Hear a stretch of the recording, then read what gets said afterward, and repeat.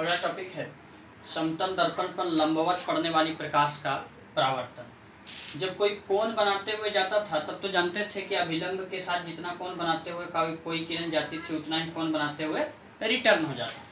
लेकिन अगर लंबवत जाए, लंबवत तो अभिलंब ही होता है, तो समझिए कि जब लंबवत जाए किरण, लंबवत पड़े जब समतल दर्पण पर, तो अब ये देखिए कि ये अभिलंब के साथ कितना कोण बना रहा है। जितना का कोण बनाते हुए जा रहा है उतना कोण बनाते हुए ही लौटेगा। तो अभिलंब के साथ जब लंबवत जा रहा है तो कोण कितना बना रहा है, आई बराबर आपतन कोण कितना, 0 है, इसी के ऊपर जा रहा है, कोई कोण ही नहीं है, इसी के ऊपर जा रहा है, 0 डिग्री का कोण बना रहा है, तो लौटेगा भी कितना, 0 डिग्री का कोण बनाते हुए, यानी इसी पर।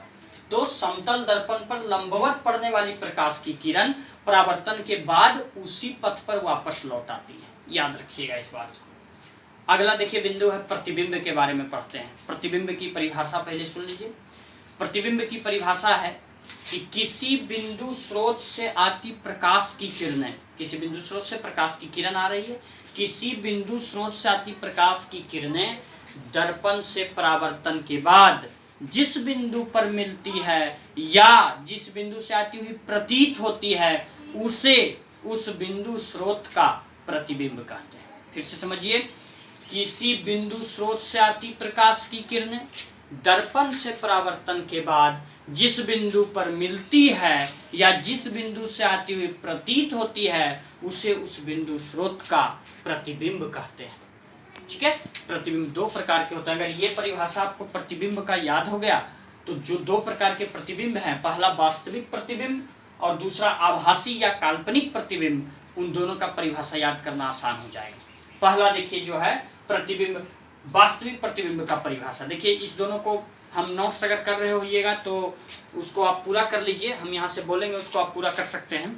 प्रतिबिंब का परिभाषा अगर याद है तो वास्तविक प्रतिबिंब और आभासी या काल्पनिक प्रतिबिंब दोनों का परिभाषा आसानी से लिख सकते हैं। जिससे देखिए वास्तविक प्रतिबिंब का परिभाषा हम बोल रहे हैं, आप लोग नोट कर सकते हैं। किसी बिंदु स्रोत से आती प्रकाश की किरणें, ये बात प्रतिबिंब में भी था, अगर उसमें याद है तो इसका परिभाषा आसानी से हो जाएगा। किसी बिंदु स्रोत से आती प्रकाश की किरणें दर्पण से परावर्तन के बाद जिस बिंदु पर मिलती है, जिस बिंदु पर वास्तव में मिलती है उसे उस बिंदु स्रोत का वास्तविक प्रतिबिंब कहते हैं। वास्तविक प्रतिबिंब वस्तु की अपेक्षा हमेशा उल्टा बनता है और वास्तविक प्रतिबिंब को पर्दे पर प्राप्त किया जा सकता है। फिर से सुनिए वास्तविक प्रतिबिंब की परिभाषा।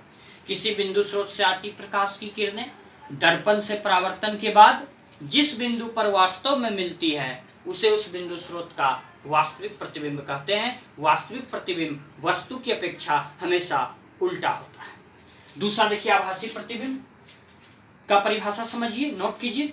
किसी बिंदु स्रोत से आती प्रकाश की किरणें, किसी बिंदु स्रोत से आती प्रकाश की किरणें दर्पण से परावर्तन के बाद जिस बिंदु से आती हुई प्रतीत होती है उसे उस बिंदु स्रोत का आभासी प्रतिबिंब कहते हैं। और आभासी प्रतिबिंब वस्तु की अपेक्षा हमेशा सीधा बनता है। फिर से सुनिए आभासी प्रतिबिंब, वैसा किसी बिंदु स्रोत से आती प्रकाश की किरणें दर्पण से परावर्तन के बाद जिस बिंदु से आती हुई प्रतीत होती है उसे उस बिंदु स्रोत का आभासी प्रतिबिंब कहते हैं।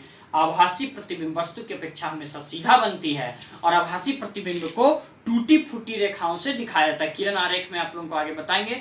अगर टूटी फूटी रेखा से दिखाया गया हो, टूटी ब्रोकन लाइन से, तो आप समझ जाइएगा कि वो आभासी प्रतिबिंब है। इन सारे प्रतिबिंब का जो बोले हैं हम परिभाषा उसको आप लोग नोट कर सकते हैं, नोट्स बना लीजिएगा, उसके बाद फिर आगे इसके बारे में समझेंगे।